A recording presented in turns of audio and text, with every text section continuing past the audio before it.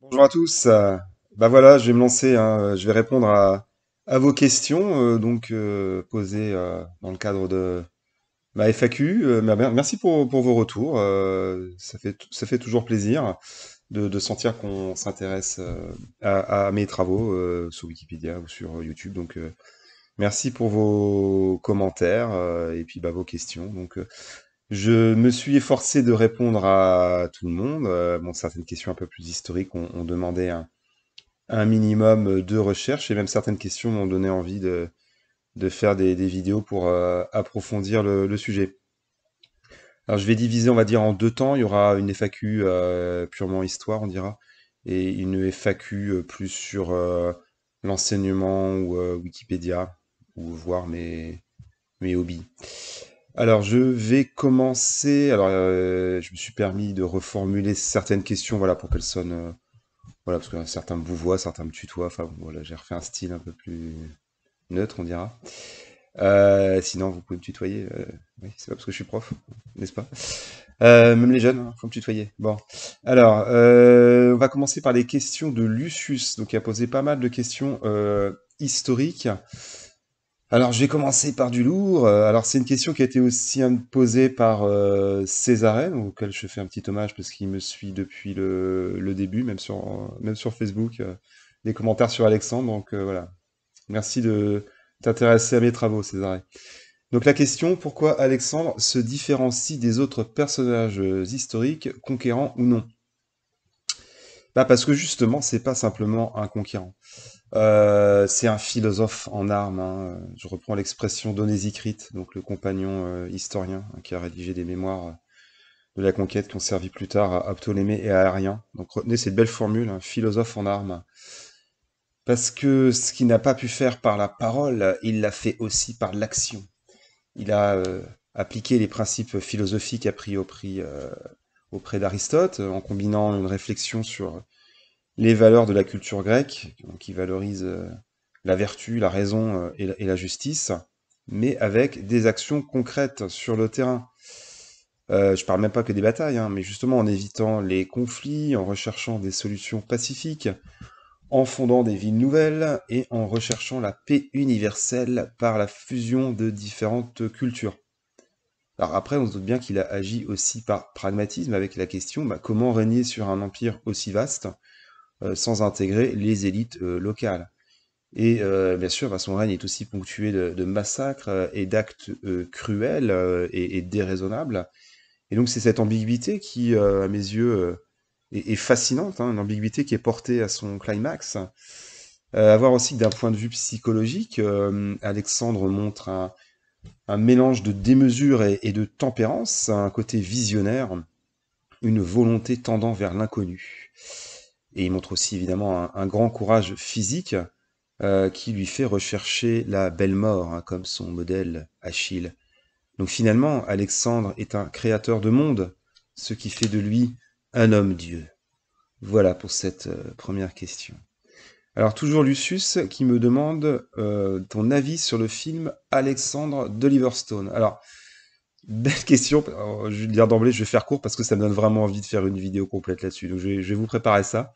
Sachant que j'ai aussi un petit peu participé à la page consacrée au film, j'ai relevé en fait toutes les erreurs historiques. Ça mange pas de pain. Alors je vais résumer en vraiment une phrase pour le film. Alors je vais dire des bons débuts. Voilà, le début très bien, l'enfance d'Alexandre très bien, ses relations avec son père très bien. Enfin, je trouve que le début, voilà, ça met bien dans l'ambiance de la Macédoine. J'ai beaucoup aimé le début. Alors après, il y a des ellipses temporelles, des flashbacks, des retours, un peu confus. Donc en tout cas, des jolis décors, jolis costumes. Voilà, on voit que c'était fait sérieusement. Mais alors, en point négatif, bon, pas mal d'erreurs et de raccourcis historiques, mais à la limite, bon, faut être un peu spécialiste pour les relever. C'est pas hyper gênant, bon, à part des personnages qui sont pas là, des dialogues qui sont voilà, mis en avant alors qu'ils sont pas du tout dans l'armée à ce moment-là. Je pense à Antigone par exemple, mais bon, ça reste allé mineur. Par contre, alors les dialogues, mais affligeants, que ce soit en anglais ou donc en VO ou en français, mais affligeants, des dialogues, mais nazes. Ça vaut même pas une série Netflix. Scénario qui sonne creux. Colin Farrell agaçant. Pourtant, j'aime bien cet acteur, mais là, avec sa perruque peroxydée, il est gavant. il surjoue le côté tourmenté, c'est gavant, et puis surtout, enfin, la touche finale, la relation ouvertement homosexuelle entre Alexandre et Fastillon, ça prend beaucoup, beaucoup, beaucoup trop de place. On a l'impression que c'est une bromance qui dure trois quarts du film. Et Fastillon, mais le gars, il était compagnon de la cavalerie, chef de la cavalerie macédonienne, mais on dirait un non-binaire métrosexuel, enfin Jared Leto, mais à claquer aussi, quoi. Donc franchement, le film, je peux comprendre qu'en Grèce, ils ont pété un câble. Vraiment mauvais, quoi. Et plus je le vois, plus il est mauvais, quoi. Donc, bon. Sans trop m'avancer, je vous dis, j'ai envie de faire une vidéo là-dessus, parce que je vais me fendre la poire. Alors, Lucius toujours, as-tu visité des sites historiques en Grèce hein, ou en Macédoine? Je suppose qu'il parle de la Macédoine grecque, pas de la République de Macédoine du Nord, attention. Et quel était ton ressenti? Alors, vers l'âge de 25 ans, je suis allé à Athènes, donc sur une journée, un peu le rush. Donc, j'ai fait la visite du Parthénon. Alors, c'est très impressionnant, mais alors très très dur dans la chaleur estivale et la pollution. Il y a un nuage de pollution jaune, jaunâtre au-dessus d'Athènes, c'est assez impressionnant. Donc voilà, j'ai pas forcément profité à plein parce que voilà, c'était un peu le rush. Après, je suis parti visiter les Cyclades en bateau à voile. J'ai fait notamment Naxos, bon, il y avait quelques ruines, mais bon, rien de transcendant. Par contre, il y a 4 ans, je suis parti en solo pendant 15 jours visiter la Crète. J'ai loué une voiture et puis je suis parti comme ça un petit peu à l'aventure. J'ai adoré la gentillesse des Crétois, gentillesse proverbiale, mais vraiment un peuple très très accueillant, très gentil, très simple. Alors évidemment, il y a le site de Knossos, mais qui est un petit peu salopé par l'archéologue Evans, là, au début du XXe. Il voulait reconstituer le site avec des colonnes modernes. Enfin, c'est un peu moche. J'ai bien aimé Malia. Là aussi, bon là pour le coup, Malia, ils l'ont pas reconstitué. Donc voilà, on a des fondations. Hein, mais c'est assez impressionnant. On voit que c'est très moderne. Enfin voilà, des rues rectilignes et tout. Enfin voilà, quand on pense qu'on est à 1500 ans avant notre ère, ouais. Alors là où vraiment j'ai vraiment beaucoup aimé, c'est le musée d'Héraclione, hein. Magnifique musée donc consacré essentiellement aux Minoens, avec des bijoux, mais alors d'une beauté incomparable, d'une modernité mais incroyable. Les bijoux qu'ils font, c'est magnifique. Par contre, certaines fresques, je l'ai compris après coup, mais sont en fait reconstituées, notamment la fresque des dauphins. Donc attention à prendre des précautions parce que parfois même, enfin même moi je me suis fait avoir, mais on nous balance comme ça des fresques, mais en fait c'est des reconstitutions modernes.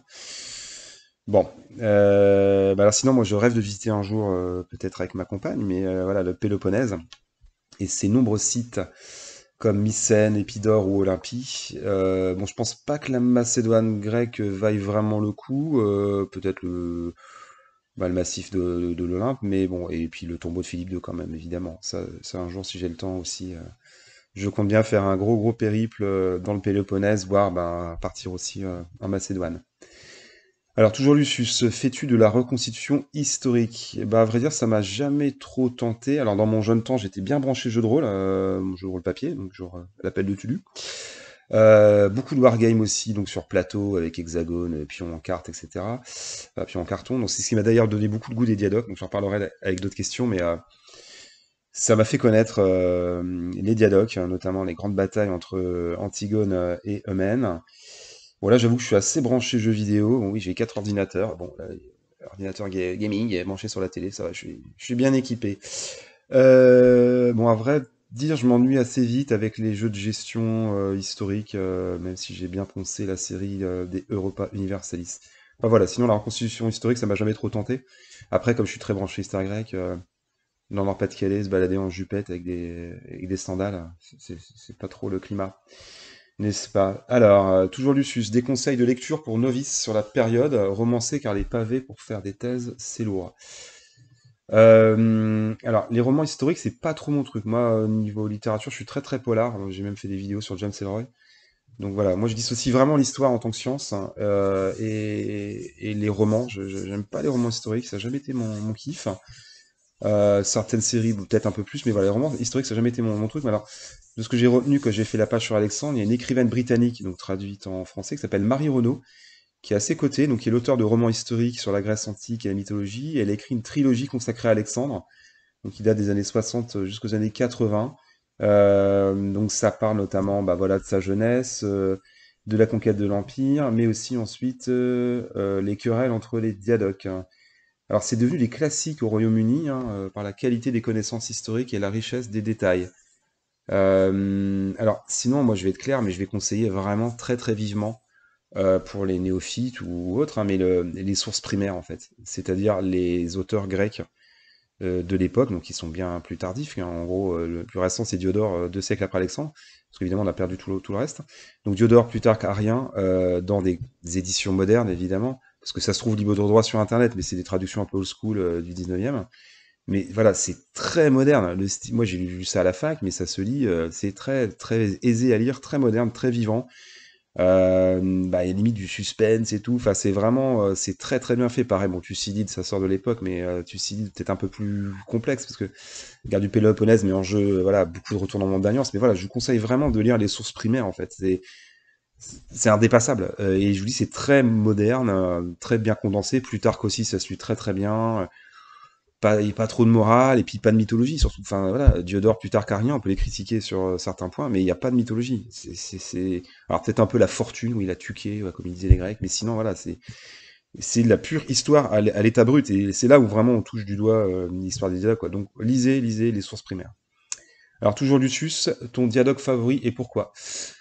Bah, au départ, c'était Eumène de Caria, justement, avec les wargames dont je parlais. Alors, le scribe grec devenu grand stratège et ultime défenseur des Argéades, donc a mal terminé, oui, battu en 316 par Antigone. Alors en fait, c'était l'objet de fil en aiguille de mon mémoire de maîtrise. Donc j'ai eu la chance de pouvoir faire un mémoire sur bah, les sources beaucoup, mais enfin voilà, sur Mène de Cardia, oui.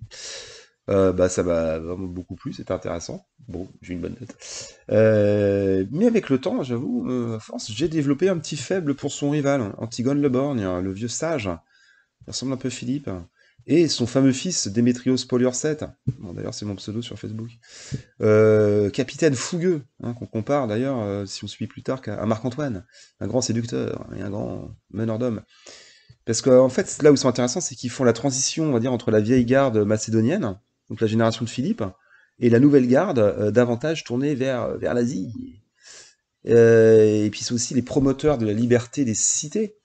Donc ils sont, à mes yeux, les précurseurs des monarchies hellénistiques, et on remarquera qu'ils n'ont été vaincus que par d'immenses coalitions. Donc vraiment deux boss, là. Antigone, son fils Démétrios, sachant que bah, c'est le petit-fils, donc Antigone de Gonatas, qui va fonder la dynastie antigonide. Donc ils vont quand même perdurer.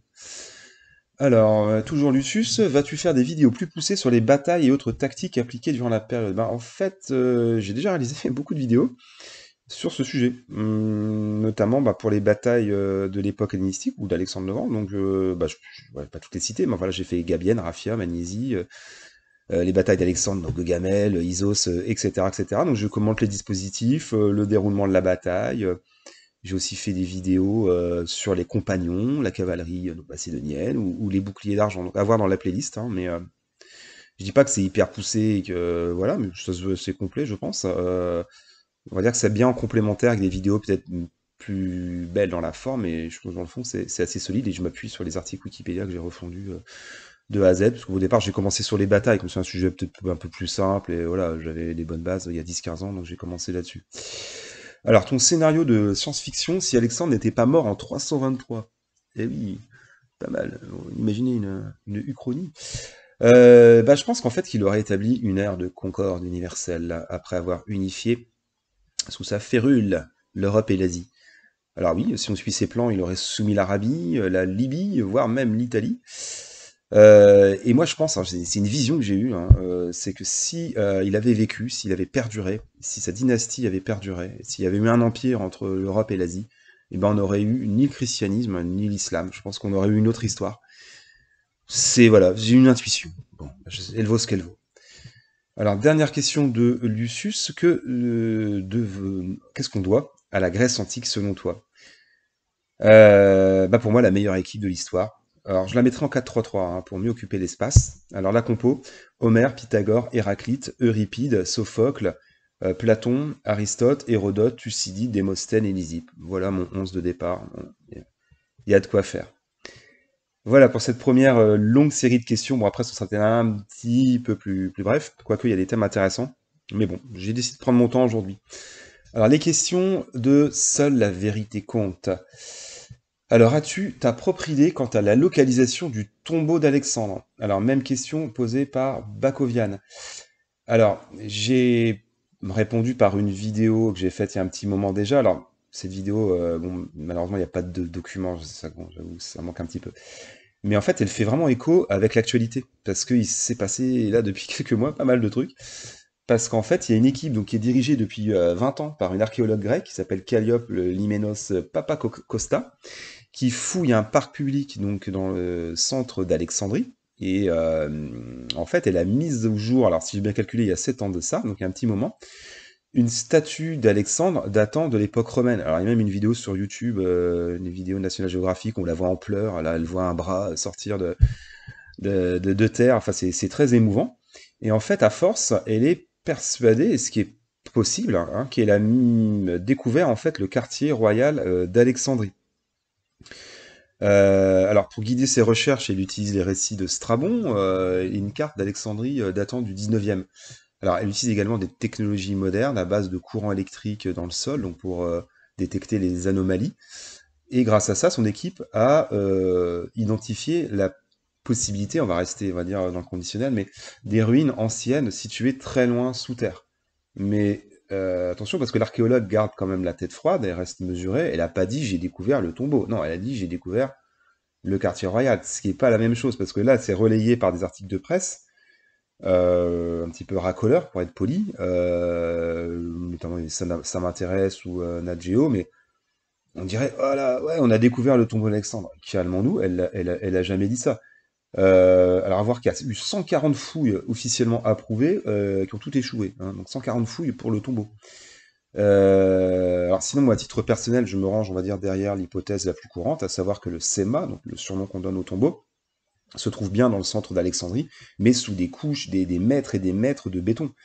Parce qu'il faut bien voir que la ville a subi en 365 un puissant séisme et un raz-de-marée. Même chose et plusieurs fois au 7e siècle, et que face en fait à la montée des eaux, les nouveaux quartiers ont été largement surélevés. C'est ça qui complexifie aussi les fouilles. Donc à mon humble avis, le tombeau, on va dire le caveau est trouvable, hein, mais je pense que la momie, elle a été détruite hein, du fait de ces catastrophes. Voilà. C'est une question qui est intéressante parce que ça répond que l'actualité, justement, là, j'ai vu passer, là, il y a quelques jours, hein, on a découvert le tombeau. Bon, calmons-nous, une fois de plus. Hein. Restons mesurés.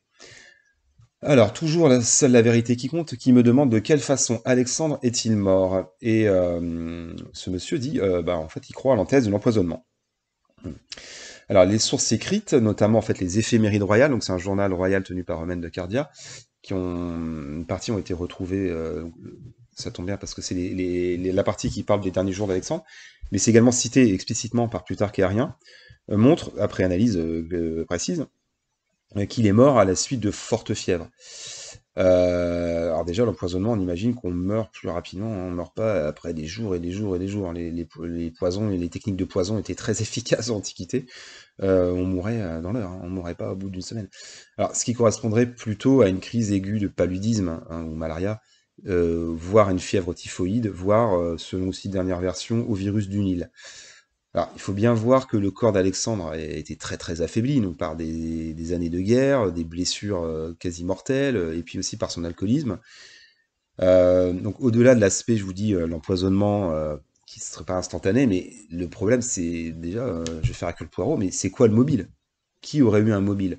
Alors certains imaginent que c'est Antipater, donc le puissant régent de Macédoine, qui aurait fomenté l'empoisonnement par l'intermédiaire de son fils, donc Iolas, donc le frère cadet de Cassandre, qui était échanson du roi, donc il servait le vin. En fait, Antipater aurait eu peur d'être destitué.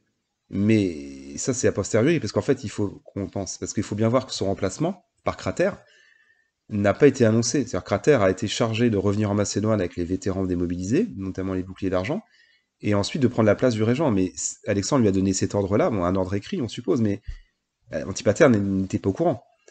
Alors, il y a une autre thèse aussi qui affirme qu'il s'agit d'une vengeance des Macédoniens traditionnalistes, hein, et qui sont contre l'intégration des Perses dans l'armée ou dans le gouvernement. Mais la plupart des traditionnalistes ont été éliminés, hein, Parménion, Philotas, voilà.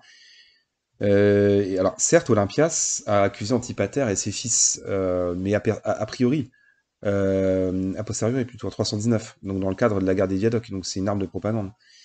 Donc moi je pense qu'il faut se ranger derrière la thèse de la maladie, hein. Bah oui, le roi divinisé est mort comme un homme, hein, dans son lit. Bon, sans gloire. Alors, question toujours de seule la vérité compte. Alors, concernant Alexandre, tous les textes vont la plupart du temps dans le sens du héros, mais il semblerait qu'il y ait une face réellement sombre qui ferait de lui, alors je vais mettre des guillemets, un psychopathe sanguinaire, et que les vainqueurs écrivent l'histoire. Où placer le curseur selon toi? Oui, bonne question pour le coup, mais... Alors déjà, de manière générale, il m'a toujours paru tendancieux de juger un personnage historique, donc je parle des époques lointaines, je ne vais pas parler du XXe siècle, mais avec des critères moraux actuels. Bon, il faut s'en garder. Alors, comme je disais en préambule, la première question de la vidéo, mais il est vrai qu'Alexandre a deux faces très marquées. Une faite de sagesse et une de démesure, de violence même. Alors, certes, il a massacré des peuplades entières, notamment en Inde, ou réduit en esclavage des habitants de cités comme à Thèbes ou à Tyr, mais c'est d'abord des décisions qui ont un sens politique. C'est pas tuer juste pour le plaisir. Et d'ailleurs, il a toujours montré une certaine retenue avec les Perses. Même s'il y a eu l'incendie de Persépolis, mais là aussi, il y a, on pense, un message politique. Donc, le psychopathe, il agit pas par, il n'y a pas de sens politique, il n'y a pas de rationalité. Le psychopathe, il agit parce qu'il a un plaisir à faire le mal. Ce n'est pas le cas d'Alexandre. En tout cas, c'est que mon avis.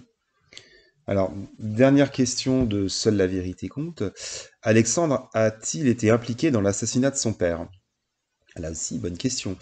Alors, toute la conduite d'Alexandre, que ce soit tout de suite après la mort ou plus loin dans le temps, mais prouve qu'il n'a pas trempé dans le complot visant à assassiner son père. Il a même accusé Darius dans des lettres d'avoir commandité l'assassinat, donc je rappelle l'assassinat donc par Pausanias, l'un des gardes du corps, qui en fait éprouve une rancune tenace contre le roi depuis qu'il a été violé par les hommes d'Attale, donc qui est l'ambitieux général de Philippe, Athale qui a marié sa nièce à Philippe. Donc en fait Philippe paye un peu les pots cassés de Pausanias, qui a demandé à Philippe en fait de punir Athale et ses hommes, et Philippe lui a rionné. Donc Pausanias a déjà lui un mobile. Alors par contre, c'est vrai que rien n'est clair concernant Olympias. Elle aurait pu pousser à Pausanias. C'est un peu la thèse d'ailleurs du film d'Oliver Stone. Parce qu'elle craignait que Philippe, qui venait d'épouser donc Cléopâtre, la nièce d'Athale, et qui était enceinte, ou qui venait d'accoucher, n'évince Alexandre de la succession. Donc c'est possible, on dira. D'ailleurs, tout de suite après la mort de Philippe, elle a fait tuer Cléopâtre, non sans avoir fait égorger le bébé dans les bras de sa mère. Bon, ambiance typiquement, on dirait grecque. Et ensuite, il poussa Alexandre à faire tuer, enfin elle poussa, pardon, donc Olympias, elle poussa Alexandre à faire tuer l'encombrant Attale.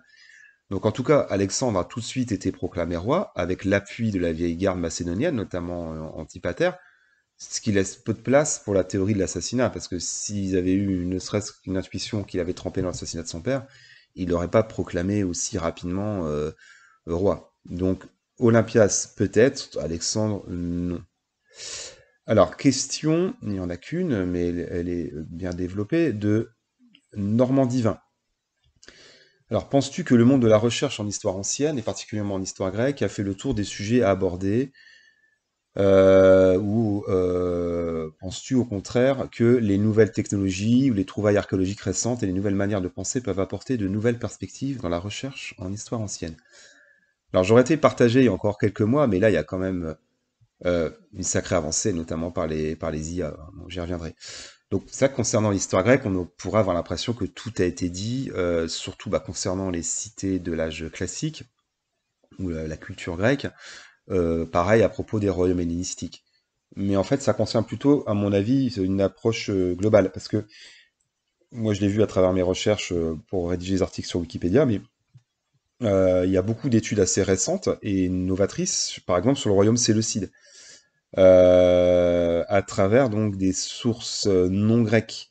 Donc il s'appuie plutôt sur des études régionales, donc soit la Babylonie ou l'Anatolie. Alors je pense aux travaux d'Omar Coloroux ou de Laurent Capdetré, donc qui s'appuient l'un sur des inscriptions épigraphiques et l'autre sur des sources littéraires cunéiformes. Donc ça renouvelle quand même pas mal l'approche.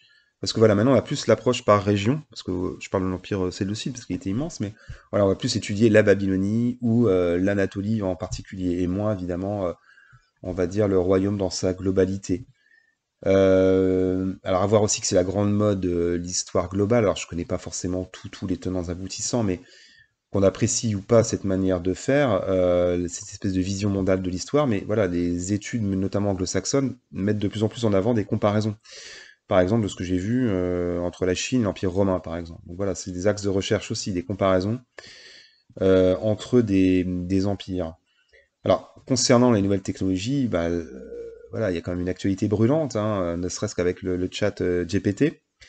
J'ai même testé certains trucs, enfin, c'est assez bluffant, hein, voilà, alors c'est assez court, mais j'avoue que sur des thèmes assez précis, des questions voilà, un peu complexes, des questions avec deux questions dedans, il se débrouille plutôt pas mal. C'est bien écrit quand même, c'est assez bluffant. Donc c'est un bon axe de recherche. Voilà, ouais, il va pas vous faire un roman, c'est plutôt au maximum une page, mais franchement, c'est quand même assez troublant. Non. Alors, en parlant d'IA, donc très récemment, il y a une IA qui a pu déchiffrer, là il y a quelques semaines, hein, un papyrus qui était illisible, car carbonisé, donc qui a été trouvé dans une villa d'Herculanum, donc détruite par l'éruption du Vésuve en 79 avant notre ère. Et donc cette IA qui s'entraîne en fait à déchiffrer avec peu d'éléments des mots, hein, cette découverte a été présentée en janvier 2023 lors d'une conférence à l'université du Michigan. Et le texte mentionne la succession d'Alexandre et cite plusieurs généraux macédoniens. Alors j'ai pas trouvé l'article qui disait lesquels. Alors moi je soupçonne bien un extrait de la succession d'Arien, et parce que qui est perdu. Et bon, ce serait tellement formidable qu'on retrouve un jour peut-être. C'est pour ça que cette question est intéressante parce que peut-être qui sait qu'un jour un papyrus au fin fond d'un caveau égyptien, on va retrouver le roman, enfin le roman, pardon, le livre perdu d'Arien. Parce qu'évidemment on a la base d'Arien, mais il avait fait aussi un livre qui s'appelle La succession d'Alexandre, qu'on connaît que par bribes, quelques, quelques voilà, fragments. Mais je sais pas, j'ai une intuition peut-être fausse, mais bon, en tout cas, j'ai pas trouvé quel généraux macédoniens étaient. Voilà, mais on dirait que c'est les Diadoques, hein. Donc voilà, et c'est passé là dans la presse mainstream, donc je suis content qu'on parle des généraux macédoniens. Pardon, la presse de grand chemin, excusez-moi, je ne vais pas faire d'anglicisme. Alors, on peut aussi citer une autre IA, et qui est le système Ithaca, donc du nom de l'île d'Ulysse. Alors, c'est une IA qui permet de compléter les textes manquants gravés sur pierre et développés donc par la société DeepMind, donc qui est détenue par Google. Alors, cette IA, elle peut être d'un grand secours pour les épigraphistes, donc grecs ou latins, parce que ça permet de dater et de situer l'origine des textes gravés dans la pierre. Et ça permet voilà, de compléter. Donc, et en gros, ils ont enregistré des bases de données de millions et des millions de données, mais ils arrivent à trouver les mots manquants. Balèze. Alors, certains critiquent aussi le système. Bon, malheureusement, l'article que j'ai lu, c'est un article du Monde et je suis pas abonné, donc j'ai j'ai pas pu voir la conclusion. Alors, bah, effectivement, bah, je pense qu'on est quand même à l'aube d'une révolution, hein, comme ce fut le cas avec Internet dans les années 90. Moi, ma génération bah, assez débrouillée sans Internet. Moi, j'ai fait mon mémoire de maîtrise à l'époque avec des petites fiches cartonnées dans des tiroirs. Donc pour moi, bah, Internet, c'était une sacrée révolution. Donc je pense qu'on va vivre la même chose, là, les jeunes vont vivre la même révolution en temps réel, on dira, avec les IA, parce que c'est quand même assez bluffant. Bon, après, en termes éthiques, bon, bah, il y a un débat aussi, puis bon, on va voir aussi ce qu'on vont en faire les chercheurs et les étudiants hein, de toutes ces avancées. Alors, question de Tom Toupi. Alors, les koinons macédoniens créés par Alexandre dans l'Empire perse ont-ils un rôle ou ont-ils eu un rôle dans les guerres des Diadoques? Alors, j'ai peur de mal comprendre la question. Alors, soit c'est moi qui ai mal compris, ou soit c'est Tom qui a peut-être pas saisi, parce que pour moi, les koinons, hein, c'est-à-dire confédération ou assemblée, c'est ce qu'on appelle l'assemblée des Macédoniens, ou les Macédoniens en armes. Donc, qui aurait été créé, même si on n'a pas de source précise, mais par Philippe II. Alors, peut-être avant, mais en tout cas, l'institution existait sous Philippe II. Et le but, en fait, était de faire contrepoids à l'aristocratie des compagnons, qui prenait peut-être beaucoup de place. Donc, s'appuyer davantage sur, on va dire, le corps des peséters, donc des compagnons à pied, des phalangites, on dirait. Donc ce sont bien les Macédoniens en armes qui proclament, de manière un peu dire symbolique, mais l'avènement des rois, ou qui jugent les crimes graves. Donc on a l'exemple, par exemple, du procès de Philotas, en 331. Alors, toujours est-il que l'assemblée des Macédoniens en armes ne fut que très rarement consultée par Alexandre. Donc elle joue un rôle, voilà, lors des passations de pouvoir, mais elle est relativement peu consultée. Par contre, voilà, j'ai pas trop compris la question par rapport aux koinons créés dans l'Empire perse. Donc voilà, j'ai peur d'avoir mal saisi la question. Alors toujours Tom, qui furent les généraux ralliés à Eumène de Cardia et lesquels contestèrent son autorité? Alors, euh, pour le coup, bah, je connais bien la question parce que je l'ai dit tout à l'heure, mais c'était l'objet de mon mémoire de maîtrise, Eumène de Cardia, qui a un profil un peu particulier parce que voilà, c'était un scribe grec au départ, c'était un secrétaire, alors parfois moqué, voilà, parce qu'il se baladait avec un stylet et des tablettes, et qui en fait s'avère être un grand général, un grand stratège, qui est un partisan de la dynastie argéade et du maintien de l'unité impériale. Donc au départ, il a été un peu le second de Perdiccas, et puis après la mort de Perdiccas, il a repris le flambeau. Et donc il va notamment lutter contre Antipater et Cratère en Anatolie, et les battre. Alors oui, il y a eu beaucoup de séditions. Alors déjà, bah, voilà, il venait pas de l'aristocratie macédonienne, et puis il était partisan de Perdiccas et de l'unité impériale, donc ça lui fait beaucoup de raisons d'être contre lui. Donc on pourrait citer en 322, il y a le Léonatos, donc un aristocrate, qui refuse de mener la guerre contre Antipater, qui s'enfuit en Grèce avec une partie de l'armée, pour sauver Antipater qui est enfermé à Lamia, sauf que Léonatos, il meurt au pied des remparts de Lamia. Voilà pour Léonatos, bien, ça lui apprendra. Alors il y en a un autre aussi, c'est Néoptolème, dont j'ai parlé d'ailleurs récemment dans une vidéo des généraux méconnus. Satrape d'Arménie, donc était un hypaspiste d'élite, et donc il trahit, en pleine bataille en fait, il trahit Eumène, et il rejoint l'armée de Cratère, mais il meurt pendant la bataille de l'Hellespont en 321, après justement un duel, alors c'est attesté par Plutarque, mais on a envie de le croire. Eumène le scribe a tué quand même un porte-bouclier, un hypaspiste macédonien. Donc bravo Eumène. Alors ensuite, Eumène a été désigné stratège d'Asie par Polyperchon en 319, donc Polyperchon qui succède à Antipater, au détriment de Cassandre, le fils.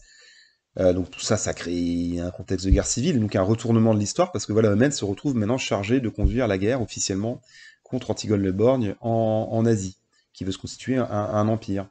Donc officiellement, on va dire qu'Eumène devient le stratège de la régence.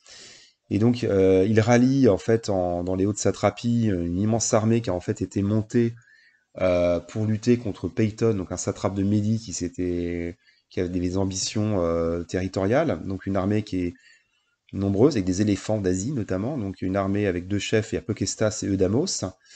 Mais Peucestas, donc qui est très ambitieux, qui a été aussi sur la fin du règne d'Alexandre, qui était un de ses gardes du corps, là aussi je l'ai évoqué dans une dernière vidéo.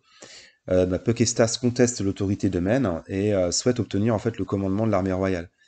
Et là aussi, en pleine bataille, en fait, il va fuir avec ses cavaliers, il va lâchement abandonner le champ de bataille, bataille de Gabienne, et bah ça va ouvrir un boulevard à Antigone pour foncer avec sa cavalerie, pour prendre les bagages des boucliers d'argent. Hein. Et puis bah ils vont donner littéralement Eumène qui sera exécuté. Bon, donc voilà, le pauvre Eumène a eu quand même beaucoup de trahison. Hein. Ça finit par lui causer beaucoup de tort. Alors justement, bonne transition, parce que Tom me demande aussi que devinrent les boucliers d'argent envoyés par Antigone à la frontière de l'Empire, et a-t-on trouvé des traces archéologiques de leur famille ou de leur butin? Alors, comme on vient de le dire, après la bataille de Gabienne, en fait, les boucliers d'argent donc, qui ont perdu leur train de bagages vont donner voilà, Eumène à Antigone, et Antigone qui a quand même du respect pour Eumène, mais bon, bah, il est un peu obligé, il le fait exécuter. Sauf qu'en fait, les boucliers d'argent, donc les fameux vétérans des campagnes de Philippe et d'Alexandre, ne sont pas récompensés parce que, en fait, ils sont envoyés avec leur famille dans de lointaines régions, dans de vaines campagnes, en Arakosie, on est là aux confins de régions arides du Pakistan et de l'Afghanistan actuel, et ils vont disparaître en fait corps et biens, à l'usure, hein, de vieillesse, de chaleur, de combats vains dans les montagnes. Et ils ont jamais revu la Macédoine. Hein. C'est une histoire triste, les pauvres, parce qu'en fait, ils étaient cratères en chemin, ils étaient en Cilicie à un moment, donc en Turquie actuelle, ils revenaient vers la Macédoine, et puis ils ont été rappelés après la mort d'Alexandre. Donc ils n'ont jamais revu leur patrie, hein, les pauvres. Et à noter aussi que Antigénès, donc qui est le chef des Argyraspides, a été brûlé vif tout de suite après Gabienne. Parce qu'Antigone, il se méfie un petit peu de lui. Il se dit, tiens, s'il a trahi Eumène, stratège quand même officiel de l'armée royale, c'est pas quelqu'un de fiable. Donc voilà, Antigénès, jeté au feu. Bon, donc voilà, ils n'ont pas perduré, ils n'ont pas fondé de colonie, donc on n'a aucune trace archéologique de leur passage. Voilà, ils ont pas eu un rôle important, c'est pas pérenne. Et seul Plutarque dans la vie d'Eumène, en fait, et Diodore au livre 19 nous renseigne sur le destin final des boucliers d'argent, donc on périt en Aracosie. Alors, question suivante de Tom, toujours, les conscrits perses sont-ils joué un rôle dans les guerres des Diadoques? Alors, bonne question là, mais parce que les sources sont pas explicites en fait à ce sujet. donc au sujet de ces troupes qu'on appelle les épigones, ou héritiers. Alors attention à distinguer les épigones, fils des Diadoques, là c'est épigones dans le sens les héritiers de l'armée macédonienne. En fait, on suppose qu'ils font partie des troupes mentionnées pendant les guerres des Diadoques sous l'appellation armée à la macédonienne. Parce qu'on retrouve beaucoup de phalanges dites, alors macédoniennes, quand c'est vraiment des Macédoniens, mais armée à la macédonienne. Vous voyez un petit peu la subtilité. Et on en trouve notamment, donc, dites par les sources, dans l'armée royale commandée par Perdiccas puis par Eumène, sachant qu'Antigone, lui, fait plutôt appel à des mercenaires grecs. Et en tout cas, leur rôle n'est pas explicitement mentionné. Donc on peut supposer que bah, ils font partie de ces troupes justement armées à la macédonienne, donc dans la phalange, notamment dans l'armée de Mène. Et plus tard, bon, avec la défaite de Mène, bon, bah, Antigone va les prendre pour eux. Et en tout cas, bah, ils vont inspirer plus tard les Séleucides, hein, qui vont intégrer de nombreux indigènes dans leur infanterie et dans leur cavalerie. Bon. Donc là, Alexandre, pour le coup, a été suivi, hein, par les Séleucides. Alors, avons-nous des traces archéologiques de la tombe d'Antigone, donc Antigone le Borgne, hein, et de son fils, donc Démétrios, de Eumène, de Lysimaque, de Ptolémée ou de Séleucos, en clair, des Diadoques? Alors, malheureusement, bah non, aucune. Alors déjà, les deux premiers, donc, enfin, je parle en tout cas de Antigone et Eumène, sont morts au combat. On ne sait pas ce qui est devenu leur. Il n'y a pas eu forcément de tombeau. Alors, je pense il me semble me souvenir, mais que Eumène, ses cendres ont été rendues à sa femme, il me semble bien. Mais en tout cas, voilà, les sources ne mentionnent aucunement le sort de leurs dépouilles. Et à voir, d'ailleurs, j'ai bien vérifié, mais aucune tombe des Lagides n'a été découverte, ce qui est peut-être plus étonnant. Aucune tombe de souverain lagide n'a été découverte ou formellement identifiée en Égypte. J'insiste là-dessus. Aucune tombe de lagide. Alors, peut-être un Ptolémée, je sais plus lequel, 13 à Chypre. Bon, ok, encore il avait 12 ans. Mais je parle des grands rois lagides. Aucun tombeau. Alors, on pense en fait effectivement que les dépouilles des Lagides étaient exposées dans la même nécropole que celle d'Alexandre. En tout cas, dans une nécropole collective attenante au Séma, au tombeau d'Alexandre. Et donc, bah, comme il a disparu sous des tonnes et des tonnes de béton ou on ne sait où, et ben, pareil, un nécropole royale des Lagides est inconnu. Alors, on suppose que le premier, enfin, c'est que Ptolémée a été placé, donc, en tout cas sa dépouille a été placée auprès de celle d'Alexandre, quand son sarcophage en fait a été déplacé de Memphis à Alexandrie, parce qu'au départ, j'insiste bien, mais le tombeau d'Alexandre était à Memphis, et ensuite Ptolémée II l'a fait déplacer à Alexandrie. Donc attention là aussi parfois au raccourci. Hein, c'est pas tout de suite que le corps d'Alexandre a été placé dans le tombeau à Alexandrie. Voilà. Alors concernant les Séleucides, pareil, on ne sait pratiquement rien de leur tombeau. On n'a aucune idée de leur localisation, voilà, clairement. Alors on imagine Antioche, mais là pareil, c'est une ville moderne avec des couches et des couches des strates d'époques très très variées, donc bah pareil, hein, tomber dans les oubliettes de l'histoire, donc aussi étonnant que ça puisse paraître. Alors après il y a une théorie qui dit qu'il y a une tombe en Macédoine qui serait celle des Phaïstions, parce qu'on a retrouvé des inscriptions qui rappellent en fait Héphaïstion. Ça pourrait être lui. C'est pas sûr. Bon, en tout cas, c'est pas un diadoque, mais c'est possible que son corps ait été rapatrié. En fait, bon, il a brûlé sur un bûcher, hein, mais voilà, il est mort avec Batane, mais ensuite Alexandre a fait rapatrier sa dépouille.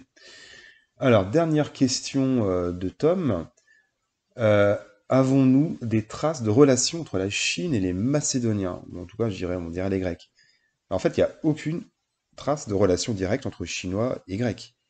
Mais en fait, il y a eu des contacts beaucoup plus tardifs. Je parle des Grecs, l'époque archaïque ou époque classique. Aucun contact attesté par les sources, ni même archéologiques.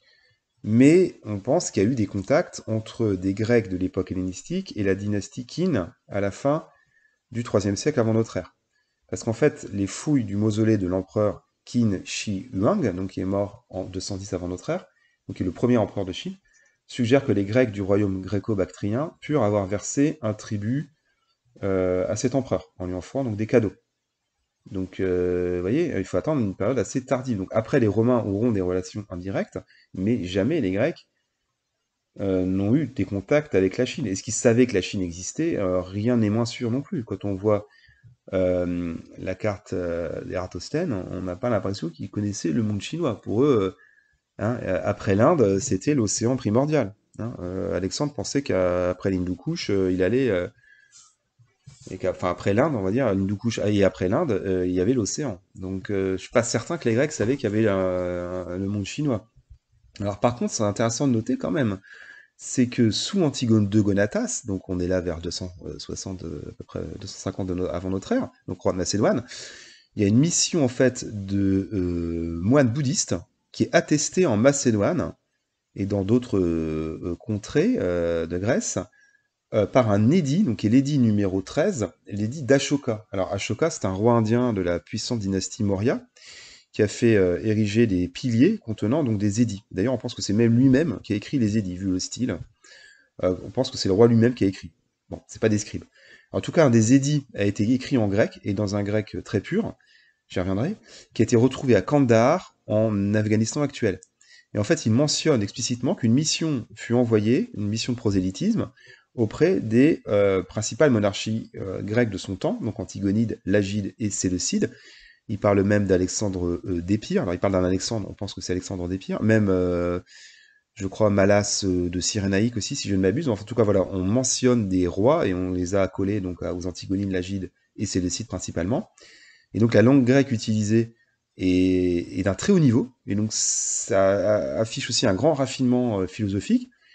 Donc c'est écrit en Gandhari, hein, qui est une langue on va dire, antique de l'Inde.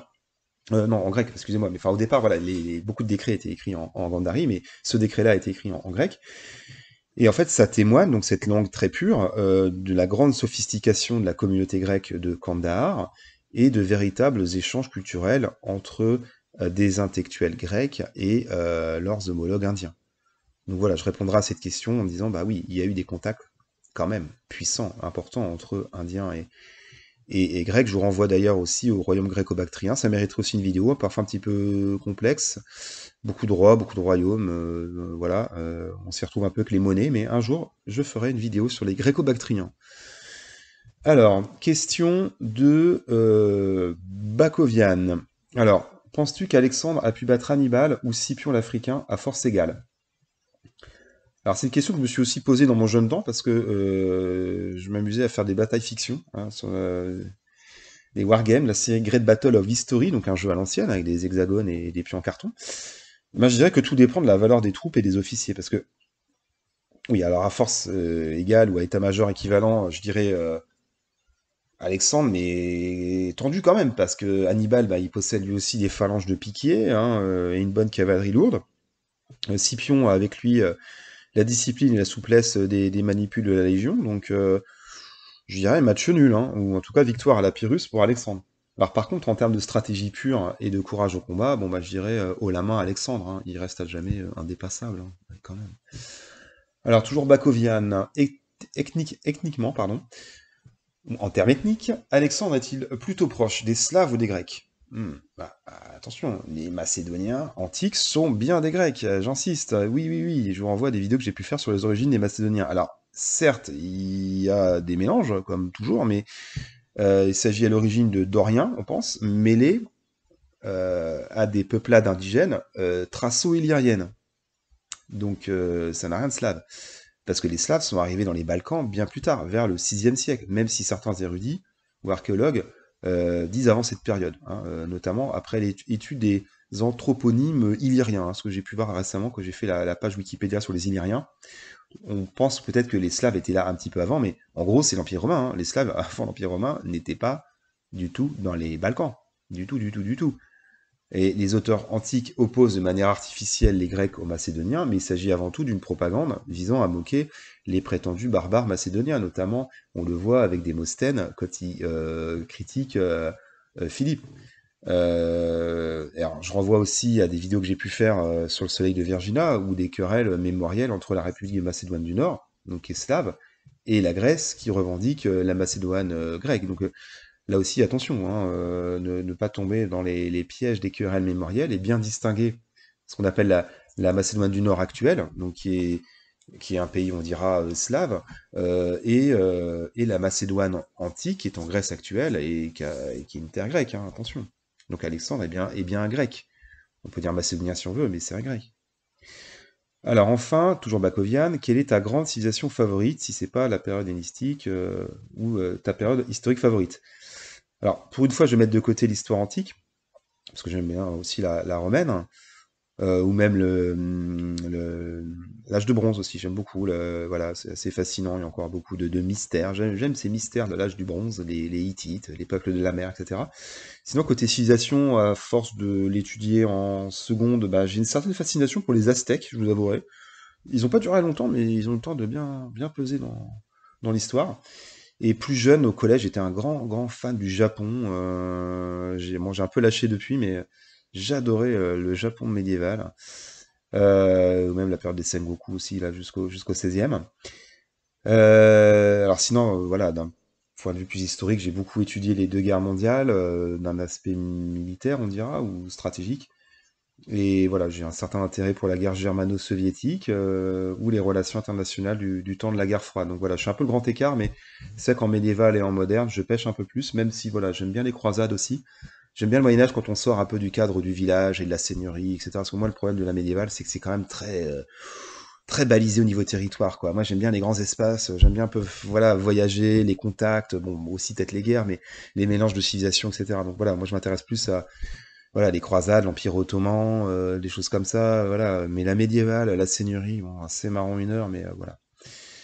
Après, j'ai aussi appris à m'intéresser à des choses peut-être plus pointues. La guerre d'Algérie, par exemple, aussi, que j'étudie pas mal en cours. Et puis c'est la génération un peu de mon père, donc voilà. La guerre d'Algérie, c'est pas toujours évident, mais j'aime bien aussi. Voilà. Donc en tout cas, grand écart, on dira. Soit l'antique très ancienne, soit la contemporaine. Alors, question de Hello Hello. Alors, avez-vous un musée ou un site, je suppose un site internet à conseiller? Alors, je dirais que ça dépend quelle période, parce que, voilà, bah, clairement, en France, je dirais le musée de l'armée, hein, qui a été rénové récemment.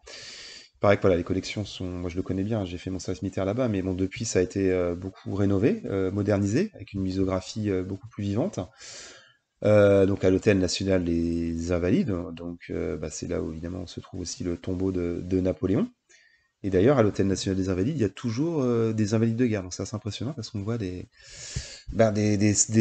soldats qui ont été blessés ou mutilés au combat et bah, ils sont en convalescence donc dans une aile attenante au musée de l'armée.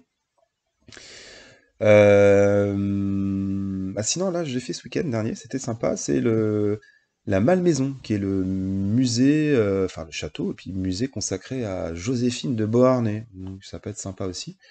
Et j'étais allé aussi il y a 2 ans, il y avait une expo pour le bicentenaire de la mort de Napoléon. Donc, tout à l'heure, j'aurais pu l'évoquer aussi, mais bon, je m'intéresse bien sûr à l'époque napoléonienne, mais bon, je suis loin d'être spécialiste. Alors, sinon, pour les sites internet, ben, moi, je vais prêcher pour ma paroisse, mais bah, Wikipédia. Alors, on peut critiquer Wikipédia, on y reviendra dans d'autres FAQ, mais en histoire grecque, franchement, il y a du lourd. Alors, c'est pas juste parce que j'ai écrit, voilà, mais moi, j'ai écrit sur l'histoire hellénistique, mais l'histoire classique, l'histoire archaïque, l'art, l'archéologie, la philosophie, c'est du lourd. Et en fait, bon, je vais le citer, mais il s'appelle Zunkir, bon, c'est son pseudo. Alors, je suis quasiment sûr que c'est un prof de fac, mais voilà, il l'a pas dit explicitement, mais je suis quasiment sûr, il est vraiment d'un très bon niveau. Allez juste voir par exemple ce qu'il a fait sur la page Grèce antique. Vous voyez, Grèce antique, c'est quand même costaud. Ben, il a fait un boulot waouh quoi. Alors certains vont même le critiquer parce qu'il en fait trop. C'est vrai que c'est un peu complexe, c'est très complet. Et le gars, il envoie vraiment du lourd quoi. Il a fait aussi beaucoup de boulot pour tout ce qui est la Mésopotamie antique, notamment les Sumériens, les Babyloniens. Waouh quoi. Donc bah, je suis flatté de travailler avec ce genre de gars parce que c'est vrai que bon, on se partage un peu le boulot. Moi, voilà, je fais l'histoire hellénistique. Bah, je sais pas ses connaissances, lui, voilà. Il a des connaissances sur l'histoire de l'Asie, même le Japon, voilà, l'Inde, qui me dépasse un peu, voilà, c'est bon chapeau. En tout cas, non, dans Wikipédia, je vais être clair, mais bon, j'y reviendrai dans d'autres FAQ, mais au niveau histoire, c'est quand même pointu, c'est très bien référencé, c'est fait par des spécialistes, bon, soit des passionnés comme moi, soit des profs de fac, enfin voilà, c'est comme du haut niveau, c'est pas fait à l'arrache, quoi, comme c'était il y a 10 15 ans, ça a beaucoup évolué. Alors, j'y reviendrai, mais c'est vrai que voilà, on peut critiquer Wikipédia sur d'autres aspects, mais pour l'histoire grecque, franchement, allez-y les yeux fermés. Et après, bah, évidemment, ça renvoie à d'autres bouquins, mais voilà, plus universitaires, on dira. Alors, question, j'ai peur d'écorcher son prénom, mais Skipar Maales. Alors, pourquoi la Grèce de l'Antiquité a-t-elle une langue différente de celle d'aujourd'hui? Et quelles sont ses différences? Bon, bah, j'ai dû un petit peu potasser parce que j'ai fait du grec à la fac, hein, voilà. Bon, j'ai fait un peu d'épigraphie, mais bon, je prétends pas être helléniste, hein, je suis pas helléniste. Voilà, je suis un passionné d'histoire grecque, prof d'histoire, mais je suis pas helléniste. Je sais lire le grec, ouais, je sais lire les panneaux que je suis en Grèce, ouais, c'est déjà pas mal, mais voilà, j'ai besoin d'un dictionnaire, hein, voilà, et puis la grammaire, bon, de loin, quoi. Donc, alors, rappelons quand même que la langue grecque moderne est dérivée donc, en très grande partie de l'attique, donc de la langue le latique, la langue d'Athènes, l'Athènes classique, et l'attique est lui-même en fait issu de l'ionien, donc est l'une des grandes langues de la Grèce antique. Donc à l'époque hellénistique, justement avec les conquêtes d'Alexandre, il y a un besoin de communiquer entre tous les Grecs, c'est développé ce qu'on appelle la koiné, donc la langue commune, qui est voilà, une langue qui, on va dire, rassemble les différents dialectes. Donc cette koiné a eu évidemment pas mal d'évolutions, on imagine à l'époque médiévale, entre une langue, on va dire, ce qu'on appellerait le démotique, c'est-à-dire une langue un peu populaire, vernaculaire, et puis la langue des élites ou des peuples. Et en tout cas, au 19e, donc après l'accession à l'indépendance, les Grecs ont cherché à revenir en fait à la langue originelle, en gommant les emprunts, notamment aux Vénitiens, donc la langue de Venise, ou aux Turcs. Alors, il y a quand même pas mal de points communs, hein, évidemment. Donc, déjà, l'alphabet, c'est quasiment le même, il y a 24 lettres, et il y a des petites variations dans la forme des lettres, mais moi-même, j'y fais même pas attention. Voilà, la forme des lettres, c'est quasiment la même. Alors, il y a pas mal de variations phonétiques, dans la prononciation, j'ai remarqué beaucoup quand même, comme pour les voyelles, et pareil pour les accents, parce que avant le grec s'écrivait uniquement en majuscule, donc il se prenait moins la tête avec les accents. Parce qu'en fait, le grec ancien était une langue tonale, c'est-à-dire que la hauteur de la voix pouvait changer le sens d'un mot, et c'est plus le cas aujourd'hui. À voir aussi que le genre neutre a été abandonné dans le grec moderne, donc il n'y a que masculin et féminin. Et de manière générale, la grammaire du grec moderne est plus simple. Donc il y a quand même voilà, une similitude, au contraire très frappante. Enfin, quand on voit la différence entre le latin classique et le français, voilà, mais entre le grec moderne et le grec ancien, il y a vraiment une filiation évidente. Bon, bah, je vais m'arrêter là du coup quand même pour cette première FAQ. J'ai bien développé, mais des bonnes questions intéressantes. Ça m'a intéressé d'y répondre et bah, voilà, flatté de votre intérêt. Je ferai une FAQ peut-être un petit peu plus bref, mais j'ai de quoi dire aussi. Sur voilà, plutôt les enjeux liés à l'éducation, Wikipédia aussi. Voilà, bah, j'espère que ça vous a intéressé et je vous dis à très bientôt.